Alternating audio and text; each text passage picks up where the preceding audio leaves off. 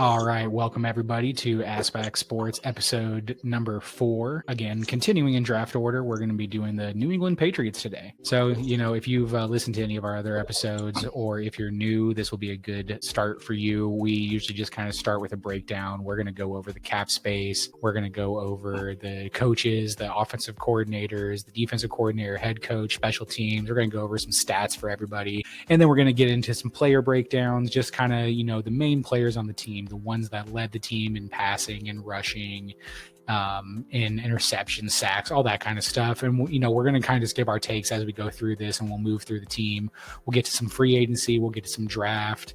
And in between, there's going to be a lot of crap that gets said. There's going to be a lot of stuff that we just go back and forth on. And it's going to be a lot of fun. So without further ado, let's get into the cap space and draft picks here. So the New England Patriots have the most cap space in the NFL. They have $120 million in cap space. They only have $6 million in dead cap, and they only have 2 free agents.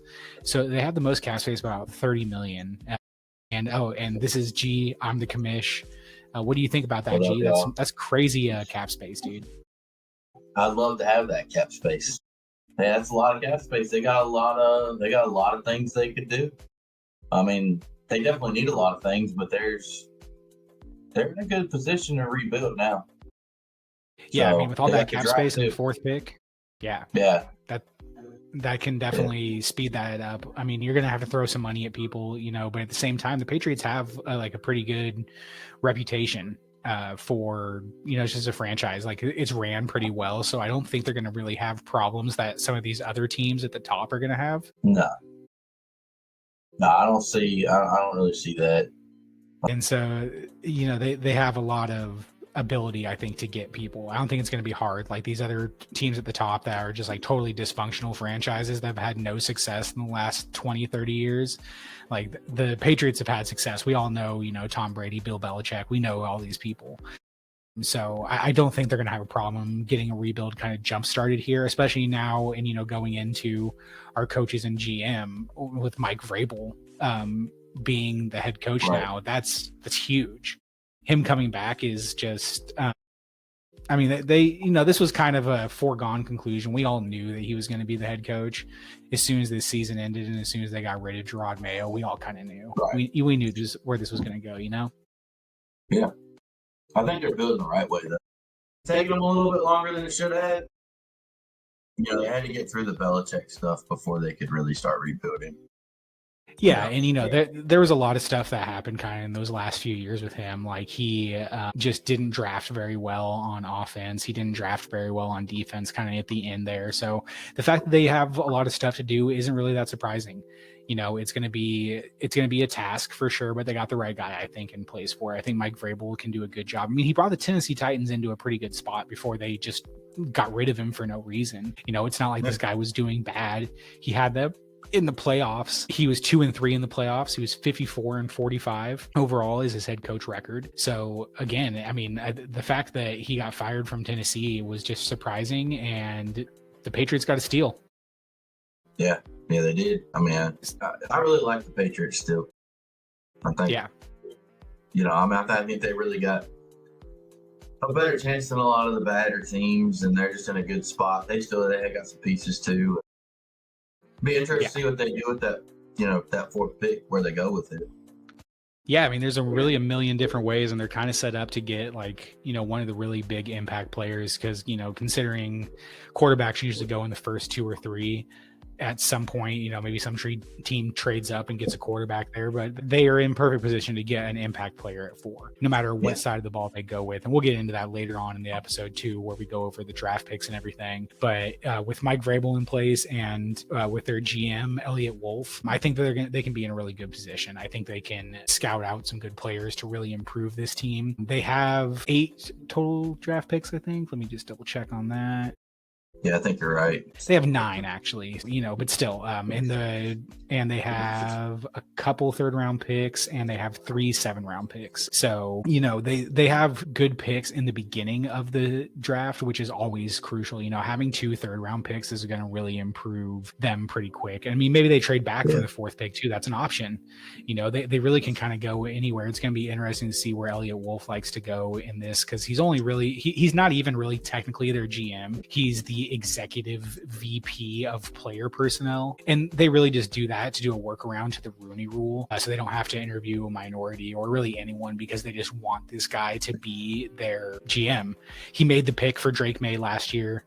He's been with them for a few years now. He worked for Green Bay in scouting for 14 years, so he's qualified. It's not like this is just some dude they knew that were like, oh, hey, you want to come be the GM for us? It was, this guy's qualified, and they're just trying to do it a different way, because he works for like the company, I think, rather than as like a GM of the Patriots. So, him with Mike Vrabel, I think will do a good job of bringing in an impact player with that 4th pick, trading back, whatever it may be. They have a lot of options. It will be really curious. Yep. Yes, I agree. Yeah, and then they got Josh McDaniels. Yeah, he's coming back. It's he just can't leave the Patriots, man. I mean, he does good when he's there. He started out as a personnel assistant and worked his way up to be offensive coordinator and a QB coach, and won 6 Super Bowls with New England. Like, I mean, he sucked as a head coach. We all remember when he was a head coach for Denver and for Oakland or Las Vegas, whatever it is. And I mean, he was not good. He he made it to the playoffs with Tebow, didn't he? Yeah, he did. Yeah, and I mean, that was a great game. Yeah, and that was awesome. But I mean, besides that, like, he didn't do nothing. But I mean, a lot of Belichick's people they're not successful in anywhere else. Yeah, they don't seem to be, at least. He doesn't have a great kind of the only tree. one. Yeah, which is Vrabel's weird, like he's considered one of the greatest coaches of all time, but he just doesn't, maybe he just doesn't teach his guys. I don't know what it is, because no one has really done good after they've left. So who knows? But either way, those guys are here. They're back. They're hoping to recreate some of that magic. I'm sure that was kind of the thought behind it, was Josh McDaniels is going to come back and he's going to turn Drake May into the next Tom Brady. And I mean, that's a big task for sure. And not that Drake May's bad, but Tom Brady's great. So it's going to be a lot to do that. I mean, their offense was pretty bad under Gerard Mayo last year. Yeah. What was the rankings here? Let me see. For what? For their offensive rankings, it looks like first in yards per game. Yeah. 31st, 30th in points per game. Yeah, only 17 points per game scoring and 291 yards. That's not, I mean, and again, Drake May didn't start every game, and Gerard Mayo probably wasn't the right choice for the coach. I mean, the Pats owner, he pretty much just said like, this was a mistake and I'm really sorry because I love Gerard. Like he just made a mistake. I think that Gerard Mayo could have been a good head coach, maybe if he had been in the league for a few more years as a D coordinator and, worked his way up a little bit more. Yeah, he was so new to it. I don't think he'd ever even he only called defensive plays for 1 year before he became the head coach. So he needed more training. He needed more years under his belt. That was kind of crazy. They kind of screwed him in a way, because now it's going to be hard. Now he has to rebuild pretty much. And, I mean, has he found another team? I don't believe so. I'm pretty sure that he's just hanging out. I mean, he's still making a bunch of money. He signed like a 5-year deal or something like that. So dude doesn't need to do anything. Just sit back and collect your paycheck. I mean, I'm sure he'll want to get somebody. Back. He'll intern or something. I would love to see him come back to the Patriots. It didn't work out, but it's not like he was a bad coach when he was with the Patriots before he was the head coach, because he was like, I think he was the linebacker coach, and he was doing a solid job. Like, I think, bring him back in and let him just kind of learn within the system with Vrabel, because Vrabel is the one that's been successful.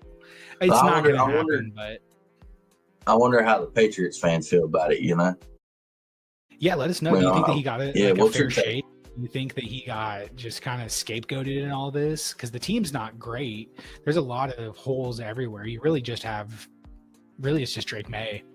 There's not really or should they have just demoted him instead of getting rid of him? Yeah, but I don't think that's really something that happens. I don't think I've ever heard of anything like that happening, demoting a head coach instead of just firing him. mean, It again, happens. It happens all the time, just not for the same team. You know, yeah, they'll let a head coach go. Look, like Jim Schwartz. You know, they'll let a head coach go, but then he goes and he's a defensive coordinator again. So yeah, I that's don't know. I all. don't see why an organization couldn't be like, "Hey, man, like, you're not it as our coach, but if you want to stay here and still want a job, we'll let you step down and you can be our defensive coordinator." Of course, a Absolutely, lot I of think that times would you be got right. those spots already like filled up, so then you got to fire that guy too. And Or he I could can be moved understand. into like there's different roles I think within the defense and within the team that he could be like, there's like passing game coordinator, passing game defense. There's a whole bunch of different roles they could have put him in somewhere. He could have. I don't disagree. I think that'd be a cool thing to see more often. Instead of coaches getting fired, they just get turned into the offensive coordinator or passing game specialist or offensive consultant. Yeah. Kind of like how when Bruce Arians decided to be in the front office in Tampa Bay. Right. Yeah. Exactly. He was the head coach, and he was just like, I don't want to be head coach anymore, so I'm going to be like the president of football operations. Yeah, I mean, same thing kind of that Seattle did, with their coach. Yeah, Pete Carroll. Yeah. I mean, I don't really know how that went down behind closed doors, but, they kept him involved and then let him stay involved instead of just like, all right, you're done. Well, he's a good football mind, and maybe they were just trying to, move on. Maybe he didn't want to be head coach anymore then. And I mean, obviously, Pete Carroll's back, so who knows? Right, yeah. That tells me that it was probably more of Seattle than it was him. Yeah. But I mean, he could have stopped and been like, I want to coach again. And they were like, you're not coming back here, so go find somewhere, or whatever. Yeah, definitely interesting to see what happens further with there. But yeah, it would have been cool to see Gerard Mayo be brought back. The Patriots, if they liked him so much, wouldn't have been a bad thing. Who knows? They got my boy a defensive coordinator now. Yeah, Terrell Williams. He worked with Vrabel though for 6 years as the D-line coach. But he was your D-line coach last year. Yeah. He's never been any other kind of coach in his life. He's always been a D-line coach. This is his first time being D coordinator. He's been a D-line coach since 1998, dude. I mean, he's one of the best. He's literally the best defensive line coach in football right now. I'm curious to see if he actually calls the plays or if Vrabel ends up calling the plays. So that will be a really interesting thing. I mean, he was the associate head coach with Vrabel in 2023 before they were all let go in Tennessee. He has good pedigree. He's obviously respected among at least with Vrabel. I think he'll have no problem calling plays. I mean, he's been around. Yeah. He's been in the league too long to not be able to call plays. Yeah, I don't disagree. And his defense is like, I mean, I know he was defensive line coach, but like, he's been focused on defense for that long. The man does the plays, and he should be able to draw up some plays, especially some nice stunts and stuff, especially on that D line. I mean. And he did good with our D-line, and our D-line was banged up, buddy. Yeah. So you can't really judge him this year. You can't judge him this year. I mean, he's got his work cut out for him anyway. He's got his work cut out for him. They were 22nd in yards per game and 22nd in points per game. I mean, not terrible, but it's he's got a lot to work with, or he's got a lot to work on. So we'll see. Yeah, I mean they gotta go hand in hand though. If you're allowing that many yards per game, you're definitely giving up plenty of points. Yeah, and I mean the fact that they're 22nd in both categories is pretty, kind of confirming that. So I agree. I think that as long as they can improve a little bit, that would be great. I'm very curious to see how Terrell does because being a D-line coach for so long and then now finally taking on that full reign of a D coordinator is going to be a cool change, I'm sure. I'm sure he's excited. Patriot fans, let us know what you think. Are you guys excited? Do you like the choices that Mike Vrabel went with for his coordinators? Well, I guess we have one more here, Jeremy Springer, who actually has been with New England. He was with them last season and they kept him on. Yeah, and I mean, they ranked second in special teams from Pro Football Focus. So, I mean, I would have kept him too. Yeah, that's pretty good. You can't get rid of that. Yeah, I mean, he was with the Rams previously. I don't know what they ranked. Yeah. I mean, yeah. But he was previously with us a lot. The Rams probably weren't bad. Yeah, if he was second last year with as bad as the team was, that's got to say something. Special teams is hard and harder than most fans realize. They're going to get better too, because like at last episode, we talked about, your special team doesn't really get good until you have depth. So, yeah, and there's obviously they got good pieces. Yeah, and there's obviously some exceptions to the rule, which I think is more of the fact here. Like, I think that this is probably more of an exception to that rule. Like, they just played really good on special teams as opposed to having great depth, which is a great thing, too. That just means that those players at the bottom of the roster are already, like, good into the special teams role, so you don't have to worry about getting more players into that aspect of it. You can just kind of keep the same guys there. And continuity is important at every phase, and I think special teams is probably a little bit it's probably more rare, honestly, to see, if anything. Like the special teams, I feel like probably changes a lot every year, unless you have a group of guys that you just like to keep that are just special teams guys and that's all they do. Then, I'm sure there's not much, but I feel like it probably does have a lot of change. Oh yeah, definitely. It for sure has a lot of change. Yeah, so, Patriots fans, let us know what you think about keeping Jeremy, adding Terrell Williams, bringing back Josh McDaniels. It's an interesting coaching staff. He's kind of pulled from his experiences, and it's going to be interesting to see how this Patriots team looks. I know you guys are eager to get back to a winning culture and a winning franchise after having so much success for so long. So we want to hear from you. We want to hear what you guys think about what the direction they're going in now. I know it's early and we haven't seen anything on the field, but you can still be excited for the prospects of these guys at this point. Yeah, definitely. And to finish up this section, we have the turnover differential. They're 28th with turnover differential with a -11 differential. They only had 12 takeaways, 23 giveaways, where they're supposed to be. They're picking 4th, 28th. That's 4th. So they're kind of right where they're supposed to be with that. That was obviously a big part of it. They lost a lot of fumbles. Drake May didn't throw too many picks, but Jacoby Brissett was getting picks all over the place.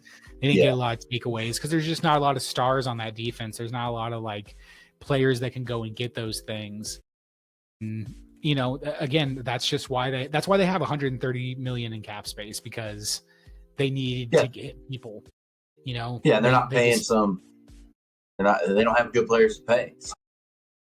Yeah, their highest paid player by percentage is their right tackle, Mike Onwenu.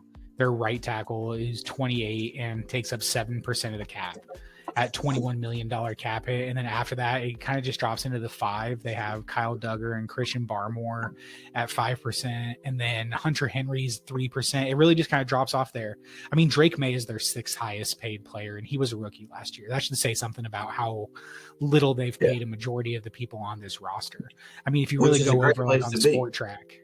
Yeah, absolutely. If you go over on Sport Track and you look at the percentages, everybody's taken up nothing. You have to go all the way up to their 18th player on the team to take up even 1% of the cap. Everyone else from 18 down to 54 is less than 1% of the cap. So, they just, they need more players. They need better players. A lot of these players probably at the bottom here that have no money guaranteed, they're going to be gone. And there's going to be a lot of change, but there needs to be a lot of change here. And I think Vrabel will bring in his guys. Oh, yeah. But I feel like they have good pieces. So a lot of these are good pieces that they're going to be able to keep, and they'll either be starters or they'll be backup, second, a backup player that's going to be good for depth. Yeah. I like Jabril Peppers. I'm a Michigan fan, but Jabril Peppers is a solid player. He's not a superstar. He's not your best player, but he's solid. He's cheap. To me, he's going to be a piece that he can start, but you could probably get somebody better, and he'll sit right behind him, be ready to go. He was pretty much not pretty much. He was the best player on their team from Pro Football Focus. He was 6th out of 98 safeties with an 83.1 grade. He's good. The dude's good. He didn't put up crazy stats or anything like that. He definitely had his moments and he put marks on it. I'm trying to kind of pull up his stats here. Yeah, he had 40 tackles, no sacks. He had 2 tackles for a loss, which is great. He had 2 passes defended and 1 interception. and one forced fumble. So, I mean, he's a good player. He's athletic. He finally found a home in New England. I remember he kind of jumped around a little bit because he was kind of a weird, like hybrid safety kind of player, linebacker guy that we've kind of seen more in recent years. So yeah, except now that's more. He was just like one of the first. Yeah, definitely. He was that first hybrid, because now you look at like a Brian Branch the same way. Yeah. So he finally found a place that he can be used at, and that's great. So there's little pieces here and there. I think over the last couple teams, we've seen a little bit more pieces that may have been injured or maybe just really, really underperformed for some reason or another. I think the Patriots just don't have a lot of talent. And if anything, they overperformed to get that 4th pick. I mean, remember, they were in running for the 1st overall pick until the last game of the season. So it's not like this team really is the 4th overall pick. They could easily be the number 1 overall. And I mean, if you look at their Pro Football Focus rankings across the board, you can tell, like I said, Jabril Peppers is their best at 6th. Everyone else is pretty bad. And they've got him under contract until there's an out for him after this year, and otherwise it's till 2027. And I mean, the highest they're going to pay him is $8.2 million. Super solid. Great. Yeah, I mean, he's 32. He's 30, so like that will. He's 30 already. Yeah, he's 30. So by the time his contract ends, like that'll be kind of on the downside of his career. So that's like a perfect contract for them. I feel like a lot of these contracts are probably in that kind of range.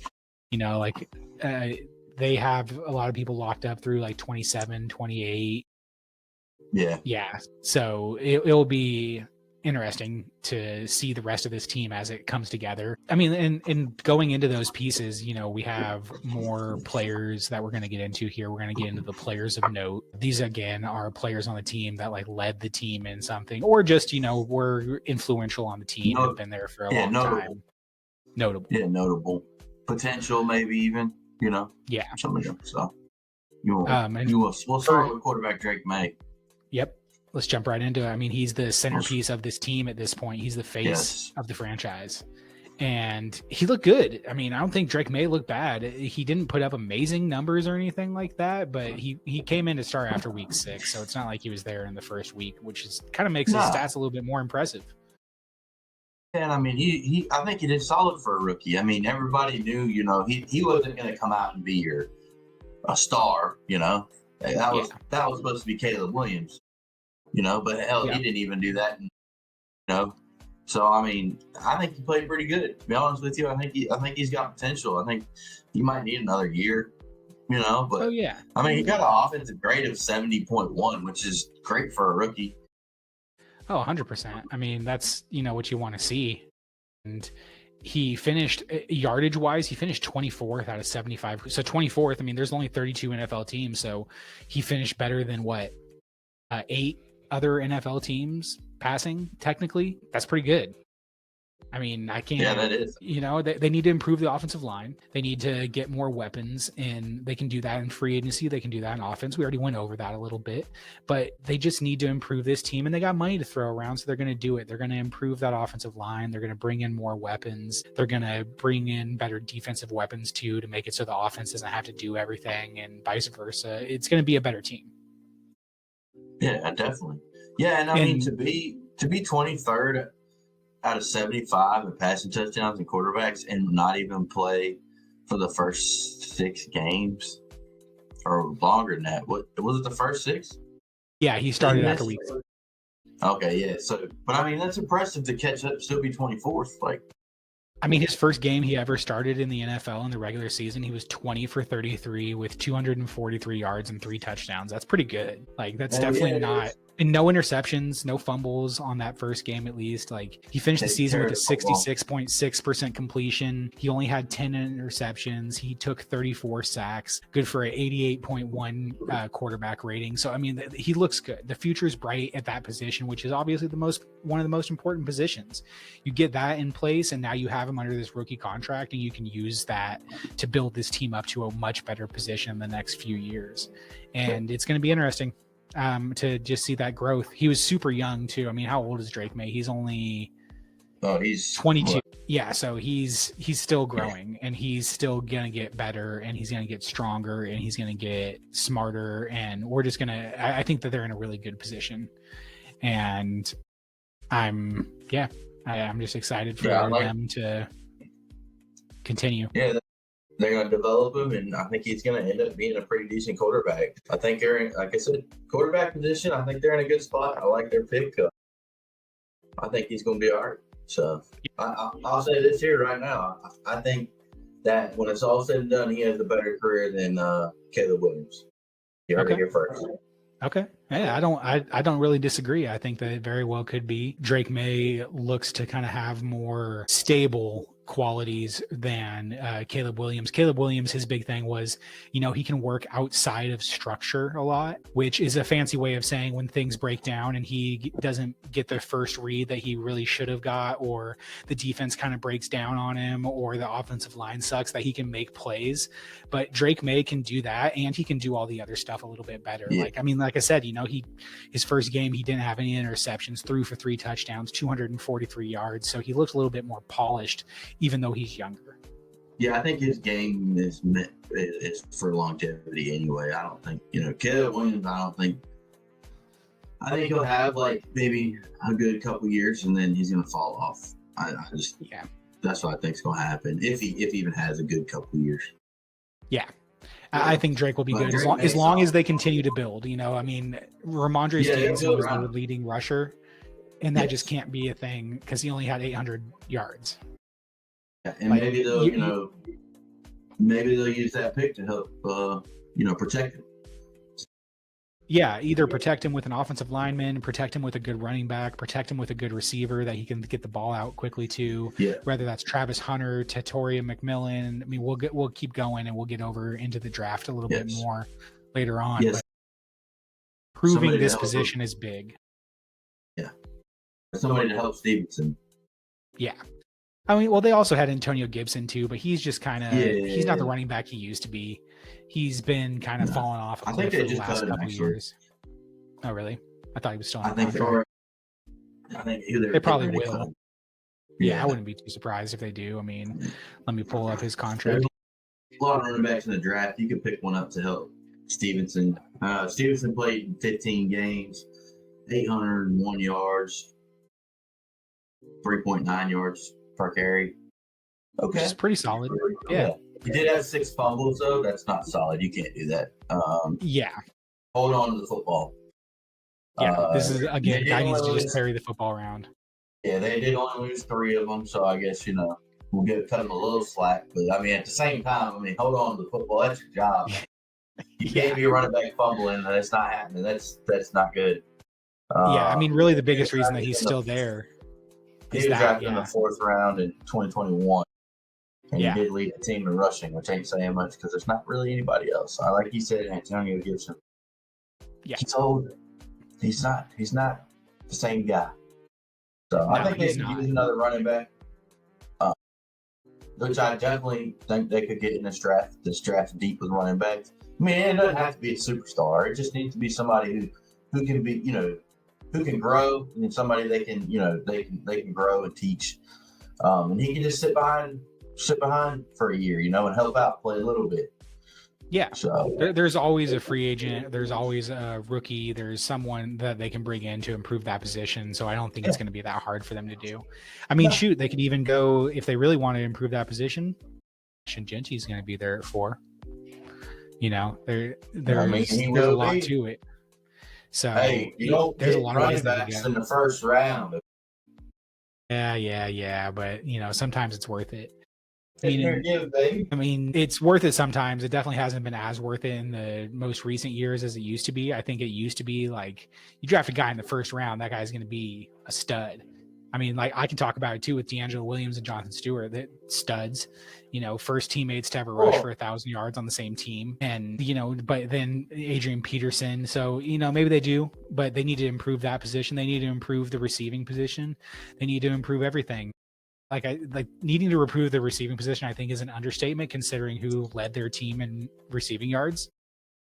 I bet Patriot fans, do you know who it is? I bet you don't right off the top of your head because it's not. True Patriots fans do. True Patriots fans too. Real fans, they know. Yeah, they know that it was Hunter Henry, your tight end. he led the team in receiving yards. That's just crazy. Hunter Henry is a decent tight end. Don't get me wrong. I'm not bagging on the guy at all. But the fact that a tight end led your team in receiving yards is pretty crazy. And I mean, it was only 874 yards too. It wasn't really that much.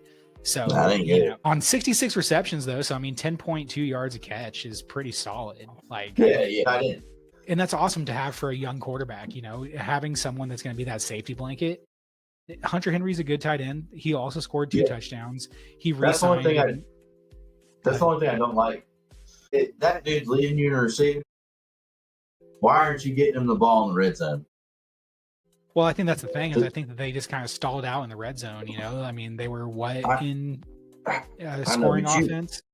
You gotta create plays for him. You have to. You got to get him open in the middle and on the corners and get him to use that big body. Because Hunter Henry's a pretty big dude. I'm pretty sure he's like 6'5", something like that. I'm not 100% sure. Let's see here. Yeah, he's 6'5", 258. He's a big guy. Like he can really use that frame, like get people out the way. So yeah, get him more involved in the red zone.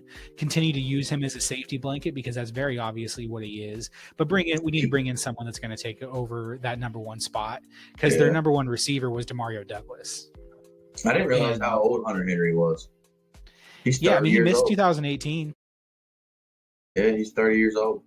Yeah, I mean, he hasn't really been healthy for most of his career. His last full season was in 2022. But he's only missed 4 games the last 2 seasons, so it's not really that bad. That's not bad. Like, 2 games each the last 2 seasons. That's not terrible. And that's why they re-signed him to a contract that runs through 2026. Yeah. So, I mean, he'll be good. You can get somebody to sit behind him too. It's like a rookie. Yeah, for sure. And there's good rookie tight ends every year that you can kind of find a little deeper in the draft that might just have to sit for a year or so. And I mean, hey, Mike Vrabel kind of played tight end a little bit too. He's got a couple touchdowns. Hey, yeah. Throw him out there. So maybe he can help with that. But yeah, again, Demario Douglas was the leading receiver for the team, the wide receiver.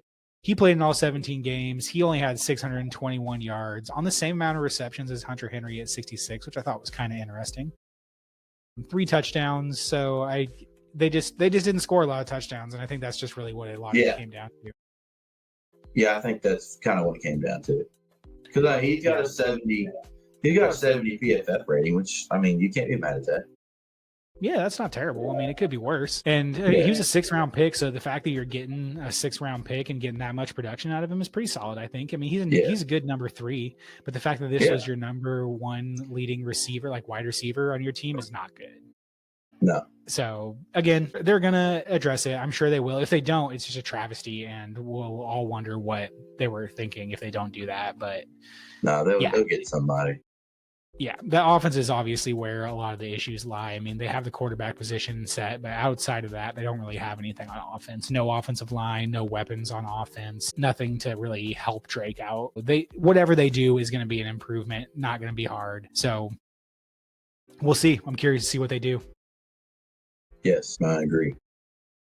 And then next player note here, we're going to get into the defense a little bit. This is the team leader in tackles, Jelani Tavai. 17 games played, 115 tackles, also added 1 sack and 1 pick. Pretty solid production. I mean, 115 tackles is great. The fact that he added a sack and an interception means he's kind of versatile too, which you always like to see from a good linebacker. Yes, he didn't have that great of a rating, but from PFF. Yeah, good for 70th. That's pretty bad. Yeah, but at the same time, but if you look at it, it's really his coverage grade that gives him that, because he's got a 65.2 for a run defense and a 65.8 for pass rush. So, I mean, he's good in those 2 spots. He's just not good. He's not a cover guy. Yeah. And that's okay. I mean. Well, and last year he ranked out way better. Last year he was ranked 4th by Pro Football Focus with an 86.6. He's having a down year, but the team had a down year. So I think that's okay. You got to look at who's around him. Exactly. Who he's playing with too. Like, you can't base it all on that. I mean, they don't really have that. They don't have too many pieces. Yeah, they need more on defense. Like I said, I think this defense really overextended themselves. I think they played a lot better than they were supposed to. as bad as Gerard Mayo was, he did a pretty good job of coaching that defense up and putting them into a decent spot. You know, Jelani, you got something to build on with him. And let us know what you think, Patriots fans. I mean, he came from the practice squad originally in 2021 after he was released from the Lions, your boys. Yeah, well, when in 2021, if you're getting released by the Lions, you're not very good. Yeah, and so he's rebounded a lot. He's played in all 17 games over the last 3 seasons. He had 100 tackles in last year and the year before. So solid linebacker, which you need guys like this. I don't care if his Pro Football Focus grade wasn't great. You need guys like this. No, he's a piece. You know, there's a spot on it. There's a spot there on the team for him. I think, you know, you'd like to upgrade a little bit, but he's solid, especially as a backup. And as a starter right now, he's going to do good. I mean, he's going to get some more pieces around him to help that center of that defense. Like you could use some D tackles. That defensive line's pretty weak. You know, you definitely need a strong safety of Patriots. They need a lot of pieces. I mean, we'll be real about that. One of the bright spots is definitely Christian Gonzalez. Played in all 16 games or played in 16 games this year, which only missed 2. That's good because last year, I think last year he tore his ACL. I don't think he tore his ACL. I can't remember what it was. It was last year because he was drafted in 2023. Well, he missed the season. He was placed on IR on October 7th. So I don't know if it was an ACL tear. I think it might have been a partial or something like that. Okay. And they were just being more cautious. But he finally got to play majority of the season, led the team in interceptions with 2, which isn't great. But hey, you know, interceptions aren't the easiest to come by anyway. Especially when your team's bad. 9 tackles. I like that from a corner. I like a cornerback that can tackle. I always say that. I mean, you can't ask that. 1 fumble recovery for a touchdown. And then he was drafted in 2023, 17th overall, started 4 games, placed on IR, which we just talked about. I think he's a good bright spot. He's going to do good. I think he was a good pick. I liked him. He's good. He's got good size too. And he's great man coverage. Yeah, 100%. Great man coverage. I mean, his coverage grade 78.2, which is phenomenal. And if he's getting that many tackles, now he's playing man and he's able to come up and help the run. So that's everything you can ask for in a cornerback. Well, and he's young too. He's only 22 and a half. Yeah, he's just going to grow. You got to hopefully Patriots will hold on to him. And they, I mean, he's probably got 3 more years. And then they got Then they have a player option, or a franchise tag option too. Yeah, they could definitely do it. So he'll be around for a while. Patriots fans, you got a good piece in Christian Gonzalez. I think he's going to be a good guy for you. Continue to be a good guy for you because he's been a good guy since he came on and played as a rookie. So get another piece across from him. Marcus Jones isn't bad. No, I mean his Pro Football Focus. Or you mean Jonathan Jones? Or are you talking their slot? Their slot. Marcus Jones. Yeah, the nickel. I mean, he's super short. He's 5'8", dude. That's crazy. Yeah, but he's also only 26. Yeah. And he got a 70.2 defensive grade, which is pretty good. Obviously, pass rush, he's not very good, but the coverage grade is actually 67.1. And then his run defense grade is 88.2, 6th out of 105 cornerbacks. Yeah. So, awesome. I mean, so he's a great nickel. Yeah. He could probably do a little better in his coverage, but I mean, he's young enough. I think he's still got some development. 26. I think 2 more years. He's got probably a good 2 more years of good development. But he's a good blitzer. It looks like he's good run defense, so he can recognize plays. I like that. I think you need to go get one more. Yeah. Maybe draft another cornerback or get another guy that's a good cover guy. Yeah, they just need one more piece in the secondary, I think, there to really solidify that position or to that position group because he's good. And then Jonathan Jones has kind of been a liability. He signed that big contract a few years ago and just really fell off a cliff. He's been just kind of an average. So, they need someone else on the other side there to really solidify that position, and that will improve the rest of the positions too. If you have a better secondary, the D line will get a little bit better because the receivers and tight ends are going to be covered, so the D line will play a little bit better. So you improve one position, the other positions will come up, and there's still pieces on the D line. I mean, they didn't grade out great on Pro Football Focus. I mean, on the D line, no one was above a 46 from Keon White. Yeah, Keon White was the best. at 68.5. He's also young too, so that's good. 26. They got a lot of young pieces. I mean, that are not costing them a lot. Yeah, exactly. So now he's more of a.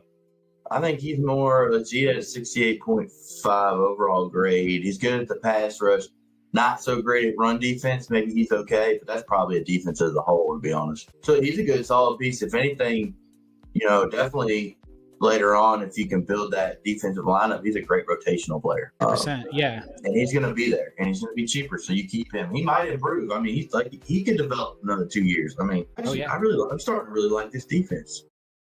Yeah, there's little pieces that kind of like they're just so young. I mean, because you got him, and then you got Jeremiah Parms, who was drafted in 2022, and then Daniel Ukale, who he's the older one on the line there. He's 31, so I mean he's not going to be a piece for the future. But then their sack leader was Dietrich Wise Jr., and he was a 4th round pick from them. He's 30, so he's a little older too. So it's interesting. They're getting kind of these production from these players that where they need to. Honestly, like this defense is set up to kind of just inject some young life in. And really, it can be improved. And again, we've talked about it before. They have the capital to move into this. They have the draft picks, they have the free agency and all the cap space. So there's really this team can be turned around pretty quickly. And the offensive line needs to. I mean, what I like too, before we move on to the offense, like the defense, like those older guys right now, those are great pieces to put a rookie in front of or behind, or behind. And then they become good rotational players, and they don't have to play full snaps. Like they can play their best football by, saving themselves for, 20% of the snaps or 30% of the snaps, and keep that energy and not, risk getting hurt, stuff like that. Like they can become really useful pieces still, and you can just bolster that up a little bit. And I think there's going to be there's going to be some free agents guys, not that many, but there's some good ones out there. And then obviously, back to Jabril Peppers, man, that's a bright spot on that defense, and he's there to stay. I mean, I like this defense. I think it's young. I think it's got potential, and I think they just need, a few pieces here and there. They definitely get it through a lot of it. I think they can get through free agency and then a couple draft picks, Yeah, with that, they need to focus on offense on draft, I think, and also free agency. They need some wide receivers. Well, and with that, let's go into the free agency here. Let's talk about the people that are available. I mean, they really do need a lot. In my notes here, I wrote down they need offensive line, they just need defense in general, and they need to find a receiver. I mean, we all know that T. Higgins is going to be available, but he's probably re-signed with the Bengals. I can't really imagine. I think he's going to get franchise tag again. I think so. Maybe wouldn't be the worst idea. He's a good receiver, so I don't think he ends up coming here. They could try, but in the end, he probably doesn't. There's other good receivers though. Chris Godwin, he's coming back from a pretty crazy injury, so that's kind of like a little bit more risky, but still wouldn't be a bad idea. Stephon Diggs is I'm not a fan. He kind of seems like a diva and a cancer a little bit, but he is a good receiver, and he would really give Drake May a number one guy to at least do things the right way. So I don't know. I mean, there's guys out there. Let me see who else we got in. It's tough, man. Receiver, because I don't think there's really that many. I think that kind of drops off a cliff after. But he's just kind of, I don't know what's going on with him, man. We had him too, and he just, because we traded him to the Ravens, and then the Ravens cut him, and then the Texans got him, and then the Texans cut him, and then he went back to Baltimore. There's something going on there, man. I mean, he looks like he's a good receiver. He's still only 28. I liked him even when he was with us. He's not a bad guy, a receiver, but I just don't see it. And Keenan Allen's old. I don't really see him coming in there. No. Darius Slayton isn't a number one. Marquise Brown isn't a number one. No, but they could use a number two. Yeah, they could definitely. Sometimes you're not going to get a number one, so you just gotta, get some better I don't number see twos. Tim Patrick on here, and he's technically, I guess he's a restricted free agent. I don't know. Okay, but he's a free agent because we ain't, He'd be interesting because he's pretty young, so it'd be interesting to see if he went to the Patriots. Yeah, Tim Patrick. He's not young. He's not young. No. If he's a restricted free agent. Let's see. He's not restricted. He's older. He's like 30. I'm gonna check it out. Allen Robinson should be on there too. Allen Robinson's ancient though. Yeah, but he might be somebody to, you can pay him a little bit and get him. Yeah, you're right. Tim Patrick is 31. So, yeah, he wouldn't really be a good option. But there's some good ones. Like, there's Matthew Golden in the draft. Oh, yeah. There's definitely – there's always options in the draft. Yeah, they could go – and then there's, look at, like, Cooper Kupp. You could trade for Cooper Kupp. Yeah. He might be a good option. Yeah, he's solid. There's some decent tight ends out there too. If you wanted to improve that a little bit more too, you could get Juwan Johnson. He's 28. You could go for Mike Gesicki. Yeah. He's only 29. Tyler Conklin. There's a little bit of pieces out there in that, but you might be better served going through the draft for that kind of stuff. You need to improve the running back position too, but there's not really great players at running back. Aaron Jones is a little older. He still looked great with Minnesota, so he might be an option to help out. Najee Harris is always an interesting option. I've kind of talked about him a few times, and I think that he's a very interesting piece in this offseason to see where he ends up going. J.K. Dobbins looked really good for the Chargers this year. We've talked about Nick Chubb in our last episode, one of our last episodes. Yeah, he got a big injury, but he's a little older, and he's still probably got some left in the tank, so it wouldn't be the worst idea. So there's a little bit of ways they can improve that. And they need to improve the offensive line too, but the guys there it's not great. You got Ronnie Staley at left tackle, but he's going to probably resign with Baltimore. You got good guards though. Trey Smith, Will Fries, Kevin Jenkins, Kevin Zeitler, but I think Lions will probably sign him. I hope so anyway. You guys can't have him. He just won a Super Bowl, though. He's not going to want to come there. Yeah, no. I don't think Trey Smith is going anywhere either. He's Kansas City. But Will Fry, maybe. Tevin Jenkins. Yeah, Tevin Jenkins. And those are both two young players that are pretty good. Yeah. Will Fry is definitely the better one. And they're going to be about the same amount of money anyway, so. They're going to throw money at one of these guys because they just need to improve everywhere. They need to improve at guard. They need to improve at center. They need to improve at tackle. And center, there's a couple guys too. The Falcons center, Drew Dahlman. Ryan Kelly from Indianapolis is 31. Yeah. Coleman Shelton's 29. There's centers are kind of a weird position, but there's going to be one in the draft for that too. So yeah, it'll be, there's pieces out there for that. Well, and there's a lot of tackles in the draft too. Like tackles are up there, so I would look for a tackle probably in the draft, not free agency, because there's not that many good ones out there. Well, and I feel like in the free agency they do kind of drop off a cliff though at a certain point. Like I think that there's a couple at the top, and then it just kind of but falling off a cliff is relatively speaking, because they fall off a cliff from like number one, like franchise left tackle, all the way down to like this guy's going to be a solid player for a long time, because offensive linemen are really hard to find. Like honestly, we talk about how hard it is to find a quarterback. How hard is it to find a good left tackle, a good left guard, a good center, a good right guard, a good right tackle? The Lions know, but we know not a lot of teams have figured this out. No, I really think you have to do it. You have to do it to the draft, because once the team gets one, they don't let them go because they're hard to find. So like you have to build that in the draft. Every now and then you can get one where like a team, like we lost Jonah Jackson last year. That's when you can get one, but even Jonah Jackson didn't have a good year.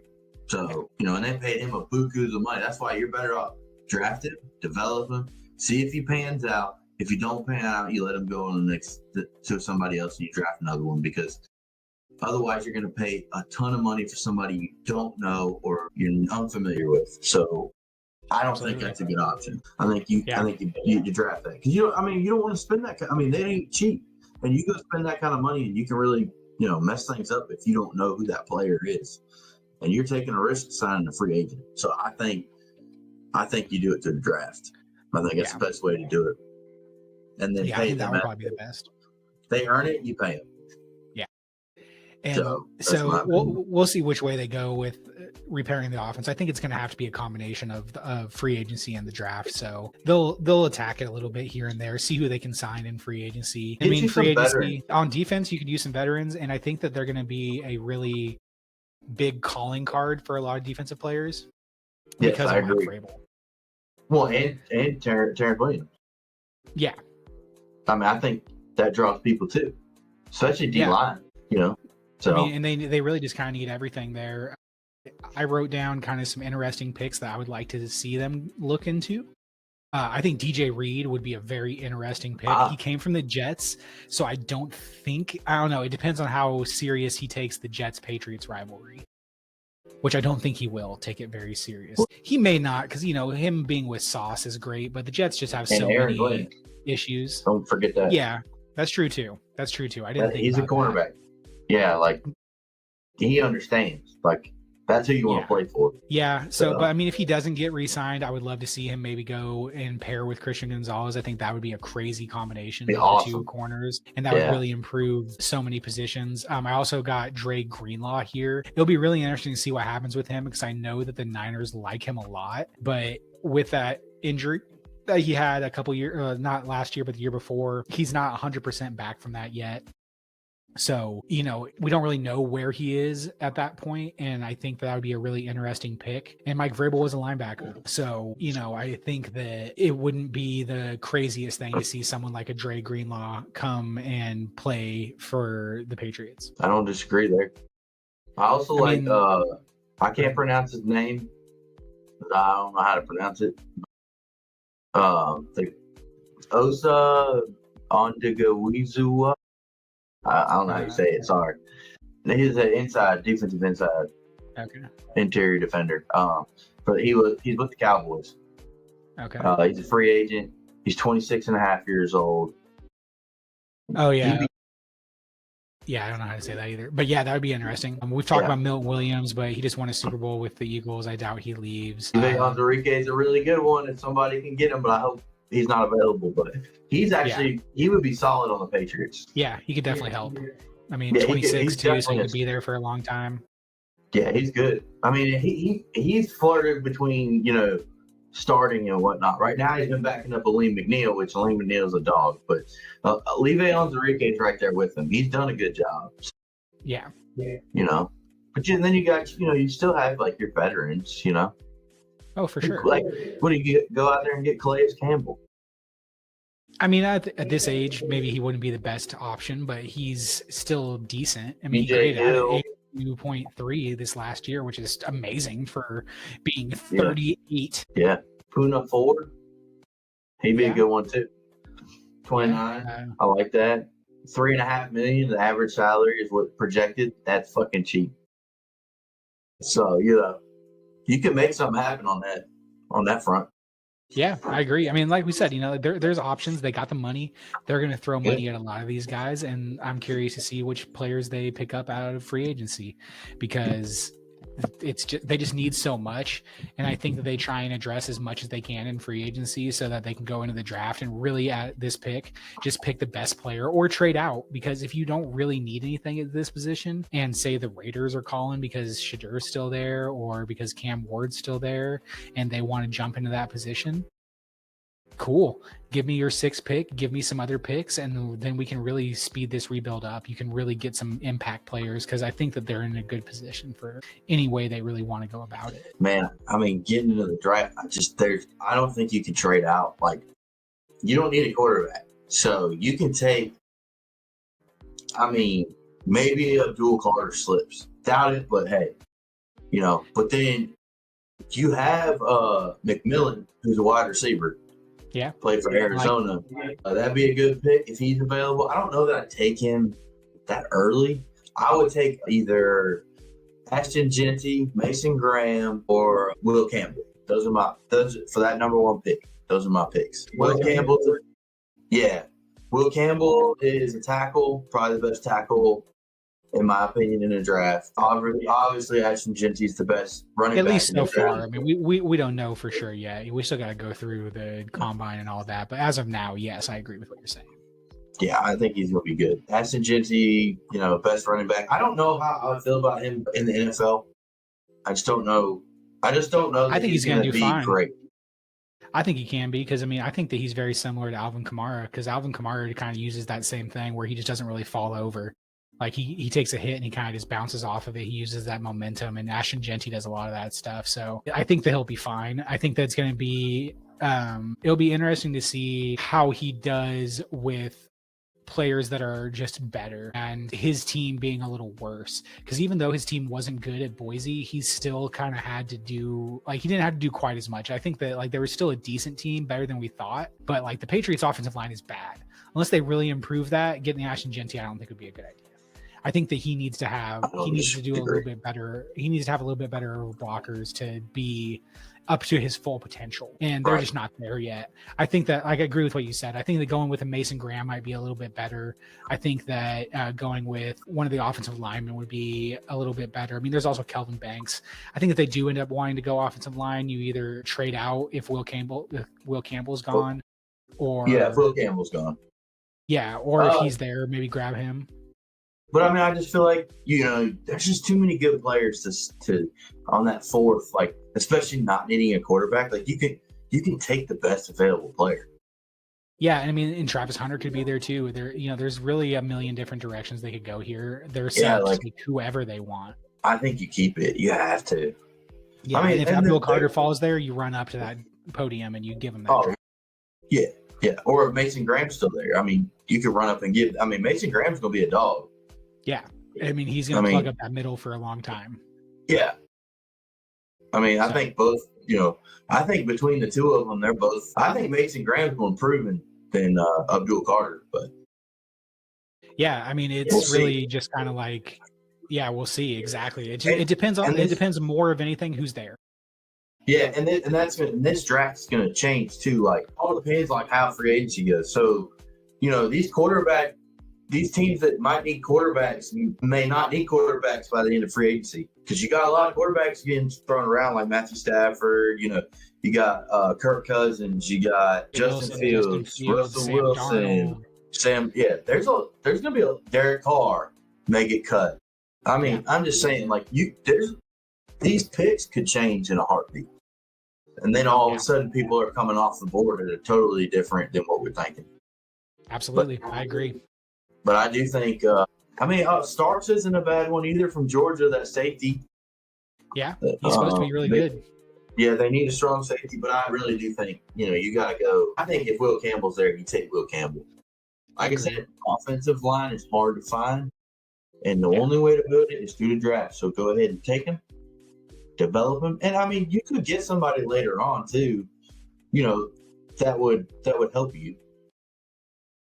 I mean, like, or maybe needs a year of development. Josh Simmons comes to mind. From Ohio State, 6'5", 310 pounds. Tackle. Yeah. He's pretty good. Kelvin Banks Jr., right, he's actually, I'm surprised they got him listed at 18. I think he might be one of the top. Well, I mean, even in the second round, like, there's tackles there. There's Donovan Jackson from Ohio State, Williams from Texas. Millen, who I've mentioned before, and I like, from West Virginia. I mean, there's a couple players in the second and third round that really can be like quality offensive linemen. You don't have to draft one in the first. So yeah, maybe you just, if Abdul Carter's sitting there for, absolutely go grab him, and then in the second round, go with one of those guys. Or Mike Green. I think Mike Green's going to be good. He's going to jump up in the draft, I think, after the combine. So yeah, Mike Green's a guy to keep your eyes on. Okay. But I mean, you could take that wide receiver, at one, and get you a defense. The defensive line's deep, and the tackles are deeper this year than any other position in this draft. Yeah, I mean, linebacker's pretty solid too. You got like Jihad Campbell, Demetrius Knight. Let's see here. Yeah, I mean, you got quite a few to choose from. Yeah, I mean, this draft is pretty solid. They're gonna fall a little later. You know what I mean? Like, that's just the way. And there's going to be cornerbacks there. You got Kobe Bryant, probably like a 4th round pick. Mello Dotson also came from Kansas. Yeah, Darian Porter from Ohio State or Iowa State. There's just guys at like all these different levels that you can really get if you really want to. I like Jihad Campbell for them in the second round, either him or like a Tylik Williams, depending on what that first pick is. Tylik Williams from Ohio State, he's a D lineman. There's really a million different ways they could go on this. Let us know who you guys want to see in the first couple picks. I mean, the third round too, again, there's options. Like, I think Cameron Williams would be really good in the third round if they don't go offensive line earlier. I mean, they have 2 third-round picks too that are pretty close to each other. They have the 69th and the 77th. So that's only where you can pick up a tackle and a defensive lineman. I mean, shit, you could pick up both tackles. You could go back to back. That's true too. At 69, I have Cameron Williams still being there in one of my mock drafts. And then at 77, you have Jonah Savania from Arizona, who's a tackle and could be there and is a good tackle. You could go edge with Josiah Stewart. You could go running back with Quinshawn Judkins. I mean, there's it's just crazy how many ways they can really go in this. Like, you want to rebuild the defense, you can rebuild the defense in a draft.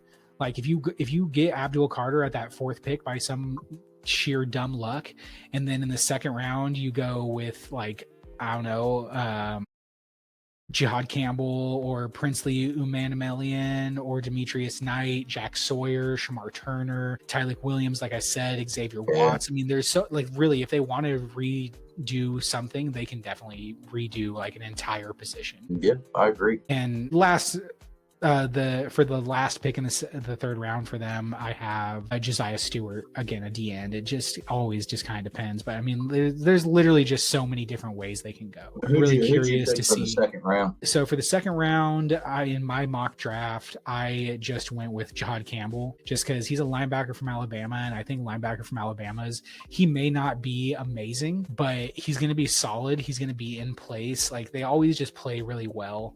And I think that we can like really learn from looking at the Eagles. They drafted guys from Georgia because their defense plays good. Even if they didn't play great in college, those teams were disciplined, and that coaching staff had them running really well. Same thing with Abdul Carter. Like, I think he gets a little bit of a boost because Penn State is known for that kind of stuff.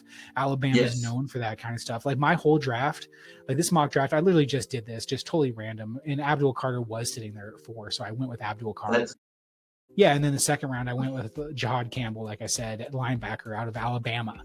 And then my 3rd round pick, the first one, I went Cameron Williams out of Texas. And then the other 3rd round pick, Josiah Stewart out of Michigan, D end.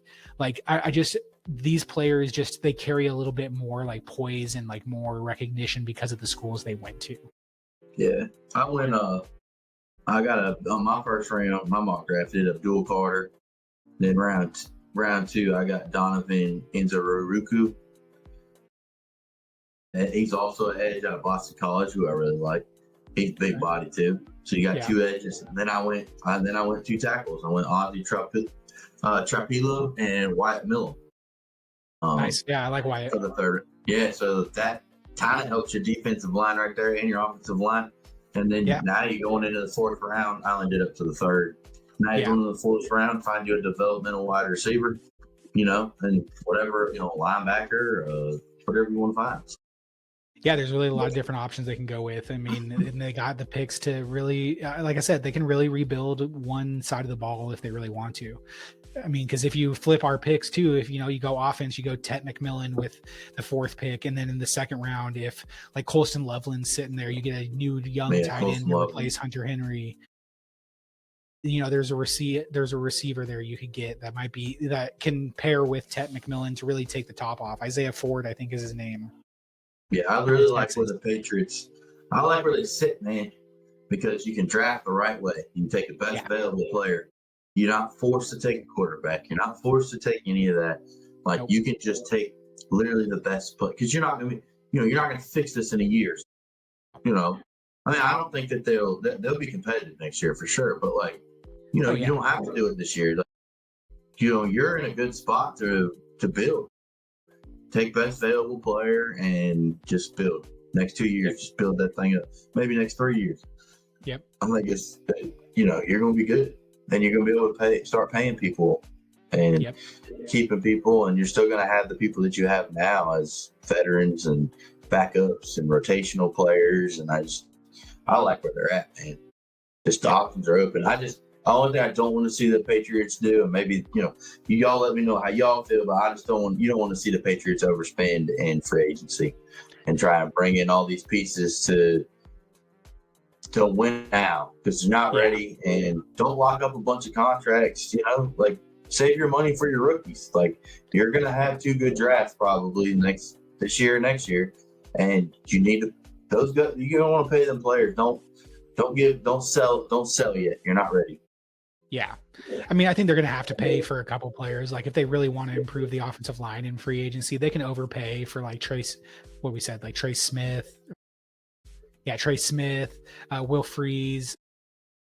There's guys that they might just have to overpay for a little bit, but overpaying for the offensive line, it works out sometimes. I mean, the Panthers did that, and we looked way better. I mean, like, don't go buy a receiver or all these, a tackle. Totally understand it's a big need. Go ahead and get you one, but don't go get two because why? You can get one in the draft. So go get you that. Go get you a defensive lineman, and then. Or maybe don't go overpaying for like Amari Cooper or Stephon Diggs and just pay them a shit ton of money or something like that for no reason. Smart. I mean, Devontae Adams is an option that might be available, but don't go overpaying for him. Like you don't need to at this point. You need to make smart signings that are going to improve the team even just a little bit. Incremental improvement is improvement, and you need to just keep working in that direction. Don't try and fast track this. You have Drake 100%. May. You want to take advantage of his young age and contract as long as you can, and continuing to build this team the right way and not trying to fast track it will just end up benefiting you. Because if you can draft all these guys and get a bunch of young guys in place, by the time Drake May's contract is up, you already have everybody else under contract, so you don't have to worry about not being able to sign anyone after that. Build the team now, and then you guys can compete once Drake May is just a little bit more developed. Yep, I agree. So let us know. That's kind of what I mean. Yeah, I mean, let us know what you guys think, Patriots fans. Like, we want to hear from you guys. We don't get any comments because apparently we're just right. So, I think that we want to see. Yeah, we're just that good. Yeah, we're just that good. You guys just listen to the podcast and you're like, man, these guys know exactly what they're talking about. It's almost like they're Patriot fans. It's almost like they're Giant fans. It's almost like they're Browns fans. Maybe we just know our stuff that good, and you guys are like, oh, I can't really complain. But we want to hear from you. Even if you agree, let us know you agree with what we're saying. Let us know if we're wrong. I want to hear from Patriots fans. I want to hear from Titans and Browns and Giants fans. I want to hear what you guys have to say. So with that too, we're going to move into the Assback for the Patriots. Assbacks of the team. For the bad Assback, I'm going to go with Jalen Polk. Now, we didn't talk about him at all during this episode, and that's probably the way there's a reason for that. Fans. He was a second-round pick for you guys this last year. He was supposed to be a good receiver. You passed on other receivers to get him, and he turned out to be pretty garbage. So, I mean, he only had 13 receptions on the season. That's pretty bad. I don't really understand how that happens. Yeah, exactly. Like, I don't, or no, I'm sorry, 12 receptions on 33 targets. So he didn't even catch half of his targets. That's pretty bad. So Jalen Polk, I'm sorry, but you need to get your ass back to the bench, man. Or, back to somewhere else that you just, get out of here. Stay where you are, because 12 receptions, you're basically not even there anyway. So get your ass back to the practice field, okay? Get your ass back to the jug machine. Yeah, the jugs machine. Anything you can do you need to do something, buddy, because 12 receptions as a second-round pick, you're going to be a free agent real quick. Yeah, and you're making the organization look bad. Look like they can't draft. Yeah. Yeah, get your ass back in the practice facility. Get your ass back. And then all summer. For our good ass back of the episode, I'm going to go with Mike Vrabel. Get your ass back to New England. We're happy to see you back. I mean, even if we're not Patriots fans, it's cool to see a guy that won 3 Super Bowls with the team go back to that team and be the head coach. And like I said, we all kind of knew he was going to come and be the head coach here after Gerard Mayo got fired. So Mike Vrabel, get your ass back on the sideline. Get your ass back into the Patriots locker room where you spent so many years and won Super Bowls. We want to see you continue to build this team. And I think you're the right guy for this job. Yeah. We keep going over these teams. Used to be. Respect. And I think that he's the guy to do it. And we keep going over these teams, and like by the end of it, I'm kind of like, man, like they may be the worst teams in the NFL, but like there's a lot to be optimistic about. And I'm sure that some Patriots fans are like, no, there's nothing to be optimistic about. This team sucks. Yeah, exactly. But there's also, I mean, as long as you guys aren't like Cowboy fans and you're like, oh, Super Bowl every year, this is our year. No, you guys have the 4th pick. Like you guys aren't going to be great. Yeah, can I at least get a like for saying fuck the Cowboys? Because I feel like there's a lot of us out here just don't like the Cowboys or the fans, because the fans are they're just paying the ass. They can, for sure. The majority of them are. There's some. I'm friends with some of them, but still, I mean, to think that you're good every year and just progressively get worse. Says a lot about you. Sure does. Yeah. Yeah. But anyway, that kind of wraps up our episode here, guys. Thanks for tuning in. Make sure to like and subscribe. As you can see at the bottom there, we're on Facebook, we're on Instagram, we're on TikTok, we're on YouTube, we're on Apple Podcasts, we're on Spotify. We're literally everywhere. So come check us out. Come give us a follow, give us a like, drop us a comment, let us know what you guys think, and get your ass back for the Jacksonville Jaguars. Yeah, get your ass back. Appreciate y'all. Thank you. Later, guys.